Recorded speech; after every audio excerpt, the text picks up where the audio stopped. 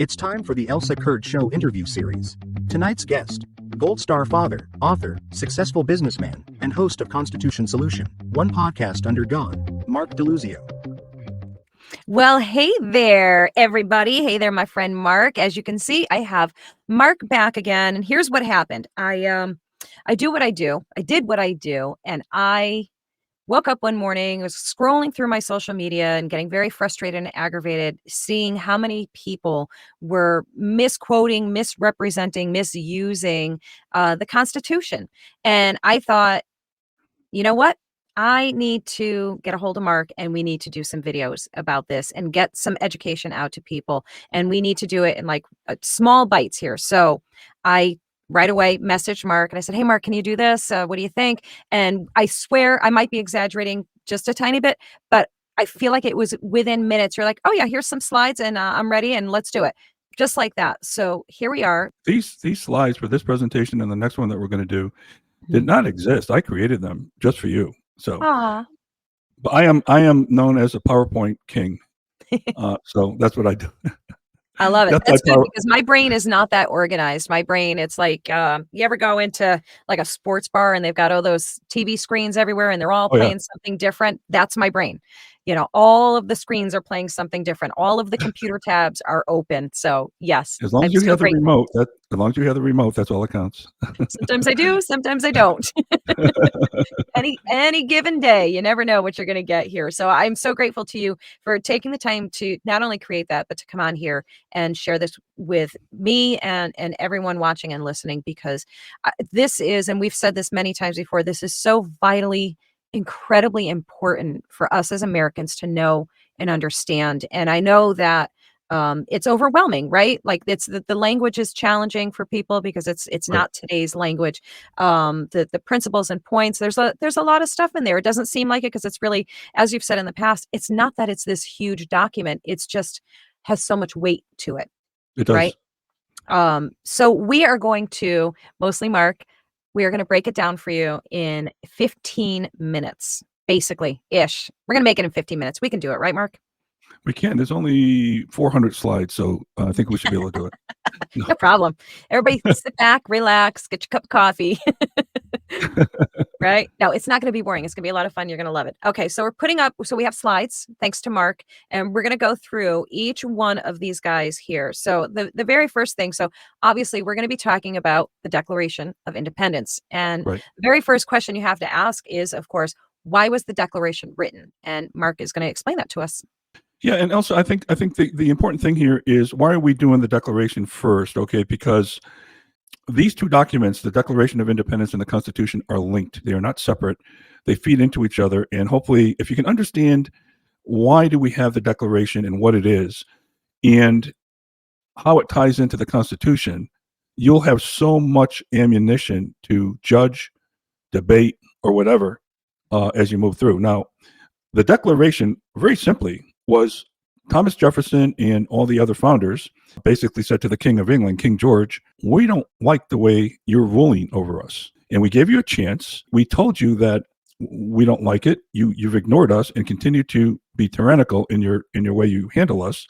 So Jefferson penned this thing, and if you read it, it's probably up there as one of the best literary pieces ever written. He was a master. He had minor edits with a couple others, Adams and Franklin, and actually right from Connecticut, Roger Sherman, and so. But he's a basic guy, and look, there's four real big parts about this. One, it says all men are created equal by God, and I'm going to talk more about that in a minute. All men, and again, when I say men, I mean humankind, if you will, have what's called inalienable rights: right to life, right to liberty, and the pursuit of happiness. Notice that it didn't say guaranteed equal outcomes. You have the right to pursue your career, your happiness, your wealth. No guarantee of equal outcomes. The rights must be protected by government. That's one of the main roles of government. And people are free to revolt if the rights are violated. That was a key provision in the Declaration. And again, it was written on July 4th, 1776. Actually didn't completely get signed till a little bit after that, but that's the official date. Why was the Declaration written? Well, I just got through saying that they petitioned King George time and time again. The Stamp Act of 1765 was, you can argue, the straw that broke the camel's back. That was a tax on every single piece of paper in the colonies. basically, and that was either newspapers, if you wrote a letter to your friend, every piece of paper was taxed by the British. Can you imagine doing that today? So no representation from the British Parliament. The first Continental Congress got formed in 1774, and I'll talk more about that in a minute. King George III refused to listen. He was instituting tyrannical laws, and this eventually led to the Revolutionary War. Okay, once we declared our independence in 1776. Okay, first shots were fired at Lexington and Concord, up there in Massachusetts, for all you people who don't know where that is. And many lives were lost at the Battle of Bunker Hill. It was just a protest. Now remember, 1765 was the Stamp Act. 10 years later, that's how patient they were with King George. And they finally said enough is enough. So they petitioned and wrote this declaration. There's three main parts of the declaration. The preamble, which basically, in short, it's a little bit longer than this, but it says, we hold these truths to be self-evident, that all men are created equal, that they are endowed by their creator with certain unalienable rights, that among these are life, liberty, and the pursuit of happiness. That is the preamble. The grievances, there were 27 grievances that they listed against King George personally. Now, when you get to the Constitution in our next episode, you're going to see the tie between these 27 complaints and how the founders wrote the grievances into, and I'll give you some examples a little bit later of these 27 grievances. They are reflected in the Constitution. The resolution basically says, we're breaking from you, man. And by the way, we're going to be an independent country, okay? And that's our resolution, that we declare a complete break from England and from King George's tyrannical rule. Now remember, King George was in charge of the church and he was in charge of the government, and they were one of the same, which is why in the First Amendment, we guaranteed the government cannot prohibit a religion or create a religion. What were some of the major grievances? Colonial self-rule. He appointed governors, the king appointed governors without any input from the colonies. Taxes. He imposed taxes at will, excessive taxes. By the way, does that sound familiar today? It's so funny you said that. I was going to say, that sounds so familiar. I can't think of why. The king cut off trade with other parts of the world. They couldn't do commerce globally. They didn't have trial by jury. The king deprived colonists of the benefits of a trial by jury. Legislatures. The king suspended the colonial legislatures, and he was the sole legislator for the colonists. And this is a real key in terms of how the Constitution was formed. Standing armies. They had a standing army in times of peace without the consent of the colonists, and they were able to quarter troops in your own personal homes. British can knock on the door and say, hey, we're staying here tonight. And that was it. And by the way, all these things you're going to see in the Constitution as either amendments or baked into the body of the Constitution that were just, you can't do this. The government can't do this. Martial law was imposed by the king, and the British were just destroying property and stealing property, burning people's house down that didn't agree. Towns were burnt to the ground. The British were pretty tyrannical. Okay, now on this slide, if you're not looking at it, I'll tell you what's there. It's a book called Common Sense, which I had a copy sent to Elsa. This was by Thomas Paine, and this document, it's a very short read, and I would highly suggest you order it on Amazon. But Common Sense, Elsa, was really what motivated the founders to do what they did with the Declaration. This was a document that said, hey, look, let's have some common sense about what's going on. Mm-hmm. And maybe to give a little bit of a preview, I am going to create a Common Sense 2, which I want Elsa's input on, of the tenets of what we have to do today. Because right now, everything we're talking about is being attacked, okay, by our own government. Our Constitution. Yeah, I thought of as you were talking, Mark, I thought of 10 instances of where this is happening right now. It's just wild. And you could probably come up with dozens more. Common Sense 2 is needed now, okay? Yeah. And that's really where we need to go. So these are some of the major grievances. There are others. Remember, I said there was 27, but I picked out some of the bigger ones here that you can look at. Is God mentioned in the Declaration? Absolutely, yes. 4 times. 4 times. He's mentioned to, and by the way, they all refer to the 3 branches of government: the legislative, the judicial, and the executive branch. When you look at the beauty and the brilliance of the Constitution, the 3 branches of government and what we call the checks and balances is probably the most ingenious thing amongst others. And we talk about electoral college, we talk about the Second Amendment, we talk about all these different things that they put in that are being attacked and continue to be attacked today by our own government on both sides of the aisle, by the way. But the legislative branch says, hey, God is the laws of nature. That's God's, he entitles those laws of nature. I'll go down to number 3 here, the judicial branch. He's the supreme judge. And the executive branch relies on the protection. The executive branch is designed, and by the way, that's the president, but the executive branch is the president and the executive office in terms of enforcing our laws. Okay, so that's where you say the reliance on the protection of the divine providence. There you go again. There's God. And of course, our rights, number 2 here, if you're looking at it, we hold these truths to be self-evident, that all men are created equal, that they are endowed by their creator. There you go again, with certain unalienable rights. Okay, this was a work of art, and the founders studied John Locke, and all the tyrannical governments of history. And this is how what they came up with. When you look at the three branches of government, you look at the fact that no one man could do all three: the legislative, the judicial, and the executive, besides God. So that's why we have separation of these powers and the checks and balances. What happened to the signers? People say, they were a bunch of old white men, and they were cowards, and they put their life on the line. And I'll start with a quote by Benjamin Franklin, who was one of the signers and founders. "We must hang together, or assuredly we shall all hang separately." So if they didn't stay together and fight together, they all would have hanged separately, because that would have been their death after severe torture. There were 5 of the signers were captured and tortured to death by the British. 9 signers fought the Revolutionary War and died of wounds and hardships. A third of the signers had their homes destroyed. Many lost their fortunes and died impoverished. Now, all these people were very well-off, educated, rich men. They didn't have to do this, Elsa. Well, just like President Trump, he didn't have to do this. Right. Many other families were imprisoned and abused by the British. Okay, the signers knew that they would be charged with treason, and that is the penalty of death. But it would have been a torturous death. It wouldn't be, hey, we're just going to hang you. The last line of the declaration I have here in the little box on the bottom, Elsa, it says, "For the support of this declaration, with firm reliance on the protection of the divine providence, we mutually pledge to each other our lives, our fortunes, and our sacred honor." So whenever somebody disses the founders, bring this slide up and show them what happened to these people and the risk they took. Yeah. That they didn't have to do. They could have lived nice lives and just been gone, right? These guys were unbelievable, Elsa. And they were flawed men, like all of us are. Yes. Okay? Yeah. But they were unbelievably courageous, and they knew what they were signing, a death sentence, when they signed the declaration. And as you can see, what happened to them. Yeah.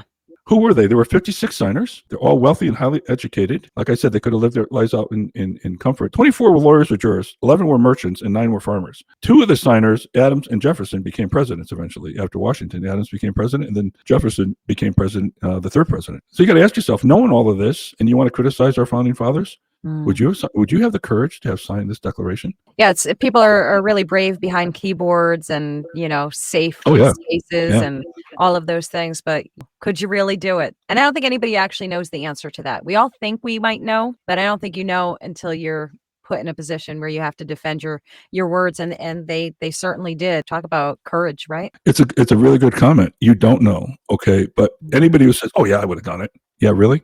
Okay, I don't know. I'm not going to doubt you, but if you said that, okay, fine. Right. These men were unbelievably courageous, and they definitely took it. And by the way, all this tyranny was going on while they signed this.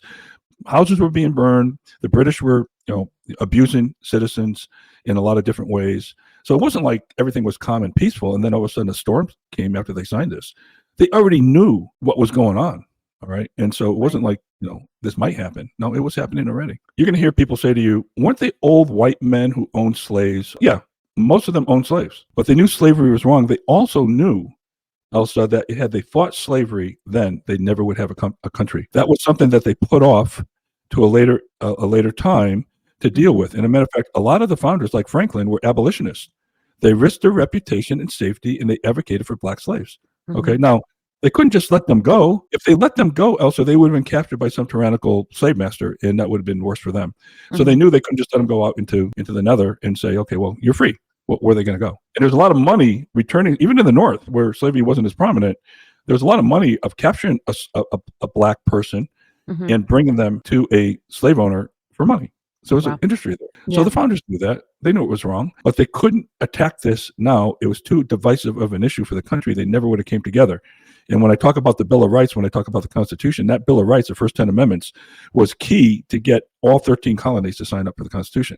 If they had this in there, forget it. You wouldn't get Georgia, South Carolina, you wouldn't get any of those states. Right, okay? Right. And they had a lot of wisdom. By the way, the average age of the signers was 44. Oldest was Franklin, so he brought the average up. The youngest was, look at James Monroe, was 18. Jefferson was 33. Wow. Hamilton, 21. Madison, 25. Madison wrote the Constitution. Okay. John Adams, 33. So anybody who tells you they were old white men, I'd first challenge these liberals to say, how do you know they were men? You just got through telling me there were 400 genders, right? and they wore wigs, by the way, and they powdered That's right. Them, okay? That's right. All right. But the other question, they weren't old.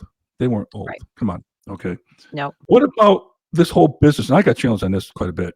All men are created equal because they didn't give a damn about women. Yeah, they cared about women. Jefferson meant was humanity. Yes. All men are created when we landed on the moon. One small step for a man, one giant leap for all mankind. Do you think Neil Armstrong only met men? So that is a woke, low resolution argument that you just got to push back on. And and by the way, the phrase "all men are created equal" was a key phrase in European Enlightenment philosophy. That's where Jefferson got that. I can tell you, these guys studied all this, Elsa. They studied all the philosophers and governments, and they saw. What I want to try to get out here is what we created in the Constitution. We'll talk more about it in the next episode. Is an unbelievable, brilliant document of government that nobody else in history ever had or has had since then. Now, remember, the progressives of today, by definition, has a disdain for our country and our Constitution. You might want to call the progressives Marxists. That's a nice name. Hey, I'm a progressive. I'm above the fray.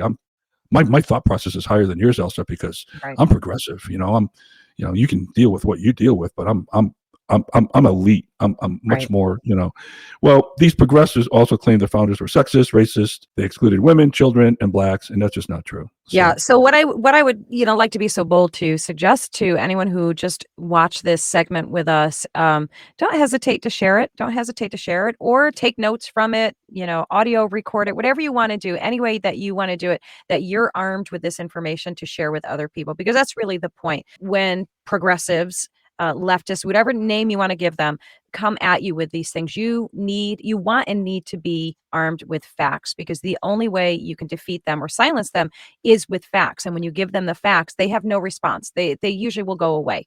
You get crickets once you give them facts, and you can dispute them if you want. Sure, knock yourself out, but you'll just be wrong.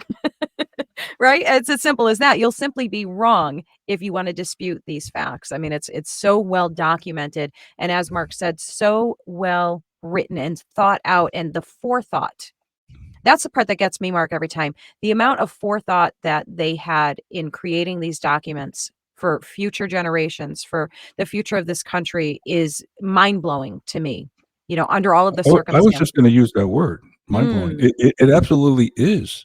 I mean, the more I study these people, especially this guy right here, Thomas Jefferson, I just shake my head. How did these brilliant people come together to come up with this and have that vision? And they also knew that the Constitution, by the way, wasn't perfect, and they provided the Article 5, which is the ability to amend the Constitution, which I'd like to have a separate episode on that someday, Elsa, because there's a lot of danger in Article 5 today with what we got going on. But I'll end it with this, Elsa. This is why you and I are doing this, right? And this is why I have my own constitutional podcast as well. Jefferson, and this is on the back of my business card for my constitutional podcast, a well-informed citizenry is the best defense against tyranny. And I will argue today that as a country, we are not well informed. And if you can have these documents and understand what went into the Declaration and then the Constitution, you don't have to be a constitutional lawyer, and understand the framework, then every time somebody asks you a question or you see a law being passed, you pair it up against the framework here of our country before you opine.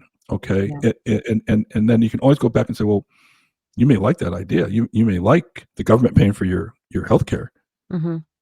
But remember, whenever the government gives somebody something, they've taken it for somebody else.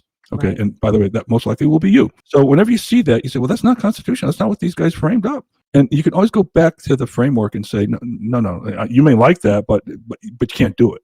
Okay. Right. And we'll talk more about that when we get to the constitutional segment on this. So Elsa, that's it right here. I appreciate that so much, guys. I hope you enjoyed it as well. And it informed you. It helped you formulate an argument against the mob, essentially, because we are in those perilous times right now. And they are fighting.